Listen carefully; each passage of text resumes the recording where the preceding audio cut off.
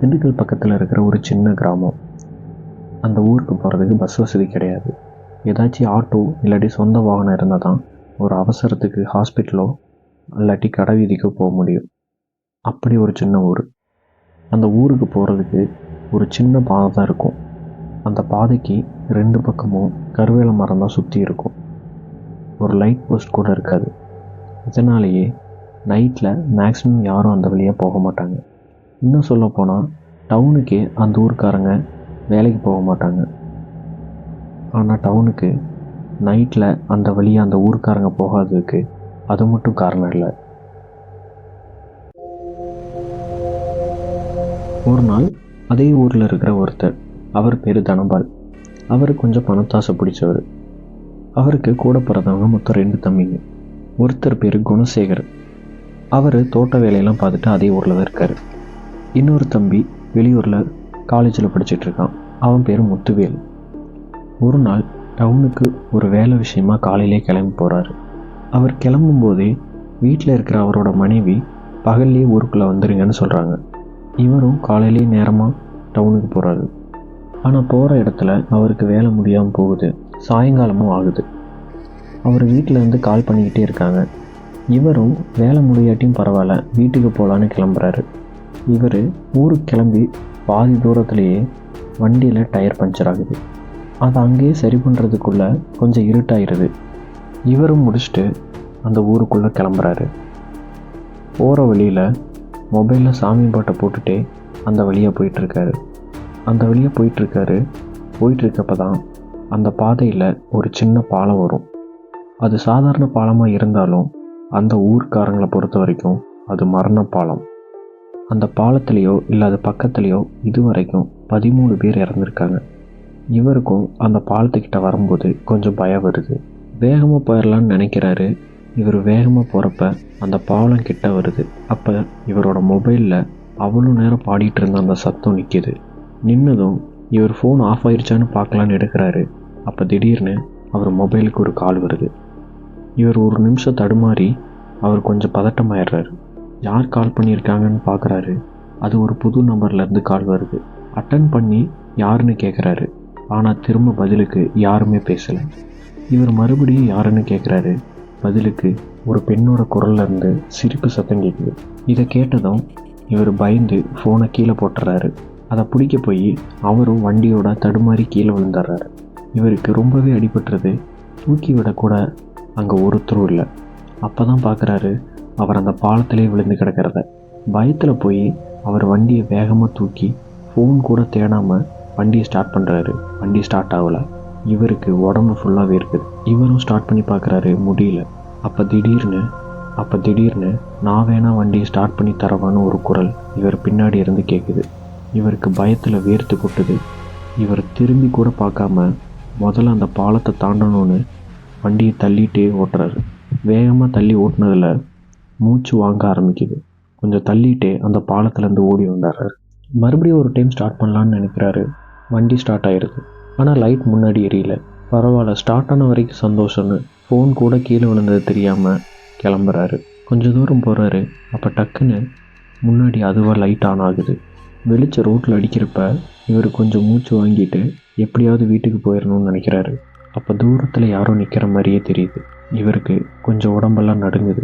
என்ன பண்ணுறதுன்னு புரியாமல் மெதுவாக வண்டியை ஓட்டிகிட்டு போகிறாரு. அந்த உருவம் நல்லா தெரிய ஆரம்பிக்குது. இவருக்கு பயமும் ஜாஸ்தியாகுது. கிட்ட போகிறப்ப அந்த உருவம் அப்படியே ரோட் நடுவில் வந்து நிற்கிது. இவர் பயத்தில் மெதுவாக போகிறாரு. கிட்ட நல்லா தெரியறப்ப தான் அது ஒரு மனுஷன்தான்னு தெரியுது. ஆனால் அவர் இந்நேரத்தில் என்ன பண்ணுறாருன்னு யோசிக்கிறாரு. அந்த நின்னவர்கிட்ட வண்டியை நிறுத்தி போய் பார்க்குறாரு. அந்த ஆள் தனபால் கிட்ட எதுவுமே பேசலை. ஐயா என்ன வேணும்னு கேட்குறாரு. அவர் தனபாலை ஆச்சரியத்தோடு பார்த்துட்டே அமைதியாக இருக்கார். மறுபடியும் இவர் என்ன வேணும்னு கேட்குறாரு. அப்போ அவர் தனபால்கிட்ட என்னை ஊருக்குள்ளே கொண்டு போய் விட்டுறீங்களான்னு கேட்குறாரு. தனபால் அவரை பார்க்குறாரு. அந்த ஆள் சட்டை இல்லாமல் ஒரே வேட்டி மட்டும் கட்டியிருக்காரு. அதுவும் பழைய காலத்தில் கட்டின மாதிரி சுருட்டி கட்டியிருக்காரு. அதுவும் இல்லாமல் கையில் ஒரு ஆட்டு தோல் மாதிரி ஏதோ ஒன்று வச்சுருக்காரு. தனபால் வாங்கன்னு சொல்லி வண்டியில் ஏற்றுறாரு. இவர் வண்டியில் போகிறப்ப அந்த ஆளுகிட்ட நீங்களும் இந்த ஊர் தானா, நான் உங்களை பார்த்ததே இல்லையேன்னு கேட்குறாரு. அதுக்கு அவர் ஆமான்னு மட்டும் சொல்கிறாரு. வீடெல்லாம் எங்கேன்னு கேட்குறாரு. அதுக்கு அவர் எந்த பதிலும் சொல்லலை. அமைதியாகவே வராரு. எது கேட்டாலும் எந்த பதிலும் சொல்லலை. கொஞ்ச நேரம் கழித்து அந்த ஆளை இவர்கிட்ட, ஆமாம் நான் நிற்கிறது உங்களுக்கு தெரிஞ்சுதான்னு ஆச்சரியத்தோடு கேட்குறாரு. அவர் இப்படி கேட்கவும் தனபால் குழம்பிட்டு, தெரிஞ்சனால தானே வண்டியை நிப்பாட்டினேன் அப்படின்னு சொல்கிறாரு. ஊருக்கிட்டேயும் வராங்க. அப்போ அதுக்கு அவர், இல்லை ஏன் கேட்டேன்னா, இப்படி தான் ரொம்ப நாளாக நான் நின்று பார்ப்பேன், யாருமே நிற்க மாட்டாங்க, அதுலேயும் சில பேர் வண்டிங்க எல்லாம் என் மேலே கூட ஏறி போகும்னு சொல்கிறாரு. இதை கேட்டதும் தனபாலுக்கு உடம்பெல்லாம் உதற ஆரம்பிச்சிருச்சு. ஃபுல்லாக வேர்க்க ஆரம்பிச்சிருச்சு.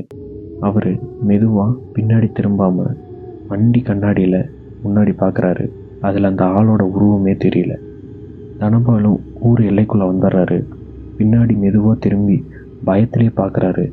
இவரோட பேசிகிட்டு இருந்த ஆள் அங்கே இல்லை. இவர் அந்த பயத்தோடையே வீட்டுக்கு வராரு. வந்து வீட்டுக்குள்ளே யார்கிட்டையும் பேசாமே இருக்கார். இவருக்கு நைட்டு ஃபுல்லாக தூக்கமே வரல. இவர் வீட்டுக்கு வெளியே பார்க்குறாரு. அங்கே யாரோ அழுதுட்டு இருக்கிற சவுண்டு கேட்குது. நடுராத்திரிங்கிறனால வீட்டில் இருக்கிறவங்க யாரையுமே எழுப்பாமல் இவர் மட்டும் தனியாக வெளியே போய் பார்க்குறாரு. இவர் கதவு ஓப்பன் பண்ணதும் இவருக்கு ஒரு பேரதிர்ச்சி. ஏன்னா வெளியே நிற்கிறது இவரோட அப்பா. இதில் என்ன அதிர்ச்சின்னா, அவங்க அப்பா தனபால் சின்ன வயசாக இருக்கிறப்பவே இறந்துட்டார். வெளியே அவர் அப்பாவை பார்த்த அதிர்ச்சியில் தனபால் கத்திடுறாரு. ஆனால் அவர் கத்துறது அங்கே யாருக்குமே கேட்கல. வெளியே நிற்கிற அவரோட அப்பாவோட ஆத்மா பேச ஆரம்பிக்குது. தனபால், நீ சாவ போகிறடான்னு அழுதுகிட்டே அந்த ஆத்மா சொல்லுது. இதை கேட்டதும் தனபால் பதட்டமாகி வீட்டுக்குள்ளே போகலான்னு நினைக்கிறாரு. ஆனால் அவரால் உள்ளே நுழைய முடியல. டேய் இங்கே வா அப்படின்னு ஒரு பயங்கரமான குரல் தனபாலை கூப்பிடுது. இவர் தூரத்தில் பார்க்குறாரு.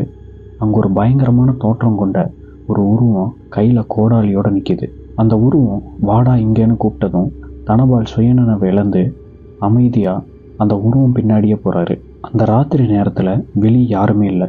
இவர் மட்டும் அந்த உருவத்தை பின்னாடியே போயிட்டுருக்காரு. அந்த ஊரில் காட்டுக்கு போகிற வழியில் அங்கே ஒருத்தர் மட்டும் தனபாலை பார்க்குறாரு. அவரும் தனியாக எங்கேயோ காட்டுக்கு போகிறான்னு இவர் பேரை சொல்லி கூப்பிட்றாரு. ஆனால் தனபால் காதில் எதுவுமே விழாமல் போயிட்டுருக்காரு. இவரும் வீட்டுக்கு போயிடுறாரு. அடுத்த நாள் விடிய காலையில் தனபால் வீட்டுக்கு நிறைய பேர் ஓடி வராங்க. தனபால் மனைவி அப்புறம் அவரோட 2வது தம்பி குணசேகர் என்ன ஆச்சுன்னு கேட்குறாங்க. உங்கள் அண்ணா அந்த பாலத்துக்கு கீழே செத்து கிடக்கிறாருன்னு சொல்கிறாங்க. இதை கேட்ட இவரோட தம்பி வேகமாக ஓடி போய் பார்க்குறாரு. போய் பார்த்ததில் தனபாலோட தோல் எல்லாமே உறிஞ்சு அவரோட உடல் ரத்த வெள்ளத்தில் பாலத்துக்கு அடியில் போட்டிருக்காங்க. போலீஸ் அந்த இடத்துக்கு வந்து அவர் பாடியெல்லாம் எடுத்துகிட்டு போய் போஸ்ட்மார்ட்டம்லாம் பண்ணுறாங்க. அவரோட 3வது தம்பி முத்துவேல் அங்கே வந்து தன்னோட அண்ணனை பார்த்து கதறி அலறாரு. போலீஸ்க்கு எந்த விதமான தடயமும் கிடைக்கலங்க. போலீஸ்க்கு டாக்டர்லாம் என்ன சொல்கிறாங்கன்னா, இவரோட தோலை எந்த ஆயுதமும் இல்லாமல் வெறும் கையாலேயே தான் உரிச்சிருக்காங்கன்னு சொல்கிறாங்க. இவ்வளோ கொடூரமாக அந்த ஊரில் கொள்கிற அளவுக்கு தனபாலுக்கு எதிரிங்க யாரும் இல்லை. இதெல்லாம் நடந்து ஒரு 3 நாள் அப்புறம் தனபால் மனைவி குழந்தைங்க எல்லாம் அவங்க அம்மா வீட்டுக்கு போயிடுறாங்க. தனபால் வீட்டில் அவரோட 2 தம்பிங்க மட்டும்தான் இருக்காங்க. ஒரு பக்கம் போலீஸ் விசாரணையும் போயிட்டுருக்கு. ஒரு நாள் தனபால் வீட்டுக்கு ஒருத்தர் வராரு. வந்தவர் குணசேகர்கிட்ட, உங்கள் அண்ணா ஒரு இடத்த வாங்க ஏற்பாடு பண்ணிகிட்டு இருந்தார், இப்போ கவர்மெண்ட்டில் இருந்து எல்லாம் அப்ரூவல் ஆகி அவர் பேருக்கு பத்திரமா ரெடி பண்ணியாச்சு, அந்த பத்திரத்தை கொடுத்துட்டு போகலான்னு தான் வந்தேன்னு சொல்லி அவரோட 2வது தம்பிக்கிட்ட கொடுக்குறாரு. அதை வாங்கி பார்த்ததுக்கப்புறம் தான் தெரியுது அவங்க அண்ணன் அந்த பாலத்துக்கு பக்கத்தில் இருக்கிற ஒரு ஷூ ஃபேக்ட்ரி இடத்த வாங்கியிருக்காருன்னு. இதை பார்த்ததும் குணசேகருக்கு ரொம்ப ஷாக்கு. ஏன்னா அந்த ஊர்க்காரங்களுக்கு அந்த ஷூ ஃபேக்ட்ரியை பற்றி நல்லாவே தெரியும். அப்படி என்ன தான் அந்த ஷூ ஃபேக்ட்ரியை பற்றி அந்த ஊர்க்காரங்க சொல்கிறதுனா, பிரிட்டிஷ்காரங்க நம்மளை ஆட்சி பண்ணப்போ இந்த ஊரில் ஒரு ஷூ ஃபேக்ட்ரி கட்டியிருக்காங்க. அது ரொம்ப பெருசாக கட்டியிருக்காங்க. அந்த ஃபேக்ட்ரிக்கு சொந்தக்காரன் ஒரு வெள்ளைக்காரன். அந்த ஃபேக்ட்ரிக்கு அந்த ஊரில் இருந்து ஆட்களை இழுத்துட்டு வந்து எல்லாரையும் கட்டாயப்படுத்தி அங்கே வேலை செய்ய வச்சுருக்கான். ரொம்பவே கொடுமைப்படுத்தியிருக்கான். அங்கே விவசாயம் பண்ணுறவங்களோட ஆடு மாடு எல்லாத்தையும் தூக்கிட்டு வந்து தோலை எடுத்து அந்த ஷூ ஃபேக்ட்ரியை நடத்தியிருக்கான்.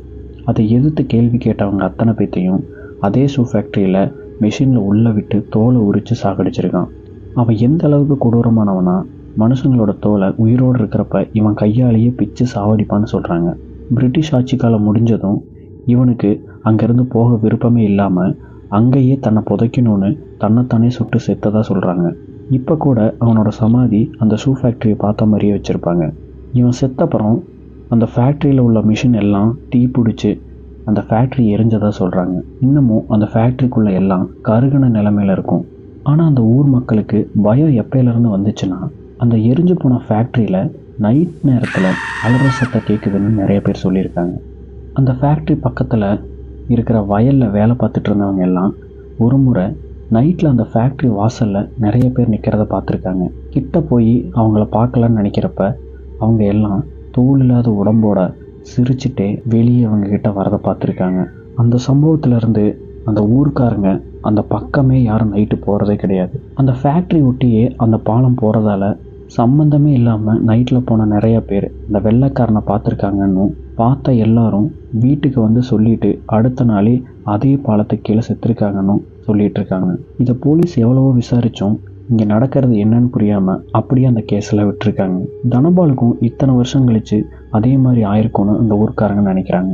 ஆனால் செத்த எல்லாத்த விட தனபால் மட்டும் தோலை உரித்து சாவடிச்சிருக்காங்க. தனபால் அந்த இடத்த வாங்க இன்னொரு காரணம் இருக்குது. அந்த ஃபேக்ட்ரி உள்ள நிறைய இரும்பு மிஷின், அப்புறம் அந்த ஃபேக்ட்ரி சுற்றி இருக்கிற இடம். தனபால் அந்த ஃபேக்ட்ரியை வாங்கிட்டா சுற்றி உள்ள இடம் எல்லாம் இவர் சொல்கிற விலைக்கு தான் தருவாங்க. வேறு யாரும் அந்த இடத்த வாங்க வரமாட்டாங்க. கவர்மெண்ட் கிட்ட கேட்டு நிறைய பேர்த்த பிடிச்சி தனபால் இதுக்காக ரொம்ப செலவு பண்ணி அந்த இடத்த வாங்கியிருக்காரு. ஆனால் அந்த இடம் இவர் பேருக்கு மாறுற அந்த நொடி இவர் உயிரோடு இல்லை. அவர் தம்பி குணசேகருக்கு பயம் இருந்தாலும் அவருக்கும் அந்த இடத்து மேலே ஆசை வருது. ஆனால் வெளிக்காட்டிக்காமல் இருக்கார். இந்த விஷயத்த தன்னோட தம்பி முத்துவேல்கிட்ட மறைக்கிறாரு. குணசேகருக்கு பேர் மாற்றினா தானே பிரச்சனை வரும். தன்னோட அண்ணன் தனபால் பேர்லேயே இருக்கட்டும், ஆனால் அதில் இருக்கிற இரும்பை விற்று காசு பார்க்கலான்னு நினைக்கிறாரு. இதுக்காக வெளியூர்லேருந்து 2 பேர்த்த வர சொல்லி நைட் நேரம் யாரும் வராத டைமில் ஃபேக்ட்ரி உள்ளே இருந்து எல்லாம் எடுக்கலான்னு பிளான் போடுறாரு குணசேகர். குணசேகரும் கூட இருக்கிற 2 பேரும் முதல் முறையாக யாரும் வராத நேரத்தில் நைட் டைமில் அந்த ஃபேக்ட்ரி பக்கம் போகிறாங்க. ஃபேக்ட்ரி ஊர்லேருந்து கொஞ்சம் தூரமாக இருக்கிறதால அங்கே இருந்து மிஷின் எடுக்கிறப்ப வர சத்தம் கூட யாருக்கும் கேட்காது. அதனால் குணசேகர் நைட் டைமில் அந்த பிளான் பண்ணுறாரு. ரொம்ப வருஷம் கழித்து ஊட்டி இருக்கிற அந்த ஷூ ஃபேக்ட்ரி திறக்கலான்னு பார்க்குறாரு. அப்போ உள்ளே இருந்து ஒரு அலறல் குரல் கேட்குது, வேண்டாண்டான்னு. கூட இருக்கிறவங்களுக்கு ஒரு பயம் வருது. குணசேகர் அவங்களுக்கு ஒன்றும் இல்லைன்னு சொல்லி கதவை உடைச்சு உள்ளே போகிறாரு. இதெல்லாம் நைட்டு நடந்து முடியுது. அடுத்த நாள் ஃபேக்ட்ரி கதவு ஓப்பனாக இருக்கிறத பார்த்துட்டு பக்கத்தில் இருக்கிறவங்க எல்லாரும் போலீஸ்கிட்ட சொல்கிறாங்க. அவங்க எல்லாம் மெதுவாக உள்ளே போய் பார்க்குறாங்க. முதல்ல உள்ளே போக எல்லாரும் தயங்குறாங்க, போலீஸ் கூட தயங்குறாங்க. அதுக்கப்புறம் உள்ளே போய் பார்த்ததில் தீ பற்றி எரிஞ்சு கருப்பாக அந்த ஃபேக்ட்ரி முழுசாக கரையாக இருக்குது. உள்ளே பகல்லையே ஒன்றுமே தெரியாமல் டார்ச் அடித்து பார்க்குறாங்க. வெளியவே நின்றுட்டு அந்த ஊர் மக்களும் பார்த்துட்டே இருக்காங்க. போலீஸ் டார்ச் அடித்து பார்த்ததில் தூரத்தில் 2 பேரோட டெட் பாடி தலை மட்டும் இல்லாமல் அங்கே கிடக்கு. இதை பார்த்து போலீஸ்க்கு கொஞ்சம் ஷாக் ஆகுது. யார் இவங்க, எதுக்காக உள்ளே வந்தாங்கன்னு தெரியாமல் அந்த பாடியை மார்ச்சரிக்கு எடுத்துகிட்டு போகிறாங்க. இவங்க 2 டெட் பாடி தான் இருக்குதுன்னு நினச்சிட்டு அவங்கள வெளியே எடுத்துகிட்டு வரப்போ மேலே இருந்து ரத்தம் வலியுது. மேலே டார்ச் அடித்து போலீஸ் பார்க்குறாங்க. பார்க்குறப்ப தான் அங்கே ஒரு டெட் பாடி தோல் உறிஞ்சு தொங்கிட்டு இருக்கு. அங்கே இருந்த போலீஸும் அந்த ஊர் மக்களும் ரொம்பவே அதிர்ச்சி ஆயிடுறாங்க. அப்புறம் விசாரித்ததில் அது குணசேகர் டெட் பாடி தானும் கூட இருந்த 2 பேரும் வெளியூர்காரங்களும் போலீஸ் கண்டுபிடிக்கிறாங்க. இதெல்லாம் 3வது தம்பியான முத்துவேல் கிட்ட சொல்கிறாங்க. அவரும் ரொம்ப அதிர்ச்சியாகி ரொம்பவே வருத்தப்படுறாரு. இதெல்லாம் நடந்து ஒரு 2 நாள் கழித்து முத்துவேல் காலேஜுக்கு போகலான்னு நினச்சி பைக் எடுக்கிறான். ஆனால் அவன் கிளம்புறப்ப நல்ல மழை பெய்யுது, இருட்டும் கட்டுது. இந்த ஊர்லேயே இருந்தால் அவங்க அண்ணனோட ஞாபகமாக இருக்கும்னு கிளம்புறேன்னு சொல்கிறான். வண்டி எடுக்கிறான். மழையில் நனைஞ்சிட்டே வண்டி ஓட்டிகிட்டு போகிறான். முத்துவேல் இந்த மாதிரி விஷயத்துக்கெல்லாம் பயப்படாமல் இருக்கிறவன். மழையும் ரொம்ப பெய்யுது, அதுவும் இல்லாமல் இருட்டாக வேறு இருக்கிறனால வண்டி ஓட்ட ரொம்பவே சிரமப்படுறான். ஒரு கட்டத்துக்கு மேலே அவனால் வண்டி ஓட்ட முடியாமல் ஒரு ஓரமாக மரத்தடியில் நிற்பாட்டுறான். அந்த மரத்தடியில் நிற்கிறப்ப அங்கே இவனை பார்த்து தம்பின்னு இவன் பின்னாடி இருந்து கூப்பிட்றாங்க. இவன் யாருன்னு பார்த்ததும் ஒரு ஆள் சட்டை இல்லாமல் தனபால் முதல்ல பார்த்தா அதே ஆள் நிற்கிறான். அந்த ஆள் முத்துவேலை பார்த்து இங்கே ஏப்பா வந்து நிற்கிறேன்னு கேட்குறாரு. அதுக்கு முத்துவேல் ஏன் இங்கே நிற்கக்கூடாதுன்னு கேட்குறான். அதுக்கு அவர் இங்கே நிற்காத, நீ வந்த வழியாக திரும்ப போ அப்படின்னு சொல்கிறாரு. அதுக்கப்புறம் இப்படி தான் 2 நாள் முன்னாடி 3 பேர் இங்கே வந்தாங்க. அவங்கள எங்கள் எஜமா பிடிச்சி தோலை உரிச்சு சாவடிச்சாரு. அதை பார்த்ததால சொல்கிறேன், இங்கேருந்து கிளம்புன்னு சொல்கிறான். அப்போ தான் முத்துவேல் பார்க்குறான், அவன் ஓரமாக நின்னது அந்த ஷூ ஃபேக்ட்ரிக்கு பக்கத்தில். அவன் இதெல்லாம் கேட்டு அதிர்ச்சி அடைஞ்சு அந்த ஆளை பார்த்துட்டே இருக்கப்ப அந்த ஆள் ஃபேக்ட்ரிக்குள்ளே போய் மறைஞ்சாரான். முத்துவேலுக்கு இங்கே என்ன நடக்குதுன்னே புரியாமல் பயந்துட்டே நிற்கிறான். பயந்து வண்டியை வேகமாக அந்த ஷூ ஃபேக்ட்ரியிலேருந்து வீட்டுக்கு போகலான்னு நினச்சி வீட்டுக்கு ஓடுறான். முத்துவேல் வேகமாக வீட்டுக்கு வந்ததும் அன்றைக்கி நைட்டு அவன் தூங்கிட்டு இருக்கான். தூங்கிட்டு இருக்கிறப்ப நடுராத்திரியில் வெளியே இருந்து நடுராத்திரியில் யாரோ இவனை கூப்பிட்றாங்க. முத்துவேல் தனியாக இருக்கிறதால இவனுக்கு ரொம்ப பயம் வருது. முத்துவேல் உள்ள பயத்தை வச்சுட்டு வெளியே கதவை திறக்கிறான். கதவை திறந்ததும் தாடி முடியெல்லாம் வச்சுட்டு அந்த ஊர் கோடாங்கி அவர் உள்ளே வர்றாரு. உள்ளே நுழைஞ்சதும் முத்துவேல்கிட்ட அந்த ஆத்மாவுக்கு இன்னும் ரத்த பசி ஆறலை, அதுக்கு நீயும் வேணும்னு கேட்குது அப்படின்னு சொன்னதும் இவனுக்கு உள்ள பயம் வருது. முத்துவேலுக்கு அவங்க அண்ணனுங்களை பற்றி எல்லா விஷயமும் தெரியும். முத்துவேல் அந்த சாமிகிட்ட, எங்கள் அண்ணனுங்க மாதிரி நான் அந்த ஷூ ஃபேக்ட்ரிக்கு ஆசைப்படல, அந்த இடத்து மேலேயும் ஆசைப்படல, அப்புறம் ஏன் என்னையும் கொல்லணும்னு அந்த ஆத்மா துடிக்குதுன்னு கேட்குறான். எப்போ உங்கள் அண்ணன் அந்த இடத்து மேலே ஆசைப்பட்டானோ அப்போவே உங்கள் குடும்பத்து மேலே அவனோட சாபம் பட்டுருச்சு.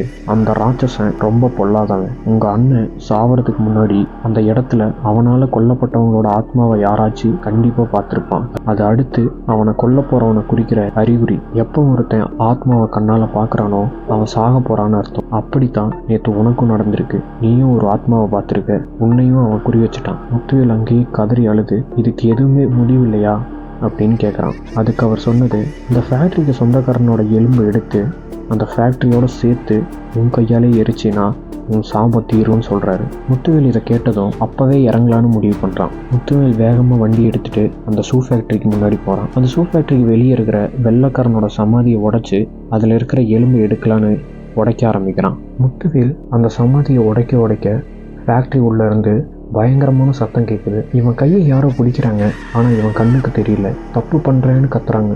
இவன் தைரியத்தை வரவழைச்சிட்டு ஒரு வழியாக அந்த சமாதியை உடைக்கிறான்.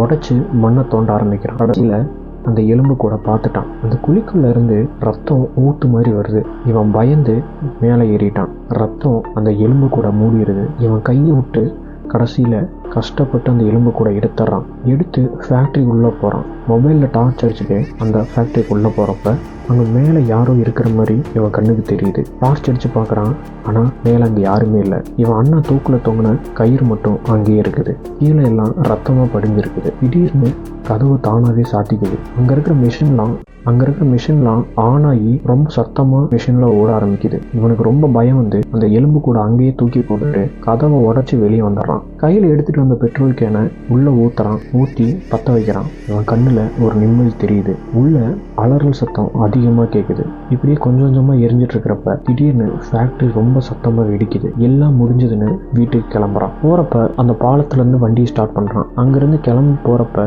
தூரத்தில் யாரோ நிற்கிற மாதிரி தெரியுது. வண்டியில் இவன் மெதுவாக போயிட்டு இருக்கப்பவே இவனுக்கு வேர்த்து கொட்ட ஆரம்பிக்குது. ஏன்னா அவன் தூரத்தில் பார்த்தது செத்து போன அவனோட அண்ணன் தனபால். ஒரு நிமிஷம் இவனுக்கு உயிரே போயிருச்சு. வண்டியை அங்கேயே நிறுத்துறான். அங்கேயே நிறுத்தினதும் அங்கேருந்து அவங்க அண்ணன் தனபால் வேகமாக இவன்கிட்ட வராரு. வந்து இவன் கண்ணை மட்டும் பார்க்குறாரு. முத்துவேலுக்கு ரொம்ப பயமாக இருக்குது. ஆனால் அவர் எதுவும் பேசாமல் என்னை மன்னிச்சிருன்னு சொல்லிட்டு மறைஞ்சிடுறாரு. இவன் பயத்துலேயே அங்கேயே நிற்கிறான். அப்போ தான் பார்க்குறான், ஒரு ராட்சச உருவம் கொண்ட ஒரு ஆள் கையில் கோடாலியோட இவனை பார்த்துட்டே அந்த பாலத்தில் உட்காந்து சிரிச்சுக்கிட்டு இருக்கான். அந்த ஃபேக்ட்ரியோட உண்மையான சொந்தக்காரன் வெள்ளைக்காரனாக இருந்தாலும் அவன் கூடவே இருந்து மக்களை எல்லாம் கொடுமைப்படுத்தினதையெல்லாம் அந்த வெள்ளைக்காரனோட குமாஸ்தான் ரங்கராஜ கண்ணையா. இவனுக்கு இந்த ஃபேக்ட்ரி இருக்கிற இடம் எல்லாமே தன்னோடதாக்கணும்னு ரொம்ப நாள் ஆசையில் இருந்திருக்கான். சுதந்திரம் கிடைச்சதுக்கு அப்புறமும் வெள்ளைக்காரன் இந்த ஃபேக்ட்ரி விட்டு போகாமல் இருக்கிறதால ரங்கராஜனுக்கு கோபமாகி ஒரு நாள் அவனோட வீட்டிலேயே துப்பாக்கியால் அந்த வெள்ளைக்காரனை சுட்டு அங்கேயே புதைக்கிறான். புதைச்சு அந்த ஊர் மக்களுக்கு எல்லாம் தற்கொலை பண்ணிக்கிட்டாருன்னு சொல்லி ஊரில் பரப்புறான். தற்கொலை பண்ணுறதுக்கு முன்னாடி அந்த ஷூ ஃபேக்ட்ரியை தனக்கு கொடுத்துட்டாருன்னு அங்கே இருக்கிற எல்லார்ட்டையும் சொல்லி வேலை வாங்குறான். அவனோட பேராசையால் அந்த ஊரில் ஒரு மாட்டால கூட விவசாயம் பண்ண விடாமல் எல்லாத்தையும் கொன்று தோலை உரிச்சு அந்த ஃபேக்ட்ரிக்கு கொண்டு வந்துடுறான். இதனாலேயே நிறைய பேத்த கொல்லவும் செய்கிறான். இதெல்லாம் பொறுக்க முடியாமல் ஒரு நாள் அந்த ஊர்க்காரங்க எல்லாம் சேர்ந்து அந்த ரங்கராஜனை அடிச்சே கொல்றாங்க. கொன்று அவனை அங்கேயே புதைக்கிறாங்க. அந்த ஃபேக்ட்ரியும் அடிச்சு நொறுக்குறாங்க, கொளுத்தியும் போடுறாங்க. அவனை புதைச்ச இடம் தான் இப்போ அந்த இடத்துல பாலம் கட்டியிருக்காங்க. முத்துவேல் ரங்கராஜனோட உடம்புக்கு பதிலாக வெள்ளைக்காரனோட எலும்பை எடுத்தனால ரங்கராஜன் ராஜாவா அந்த பாலத்தில் இருந்து முத்துவேலை தன்னோட கையால் தோலை உரிச்சு கொன்று அதே பாலத்திலே போடுறான். அந்த ரங்கராஜனுக்கு என்றைக்குமே அழிவே இல்லாமல் போகுது.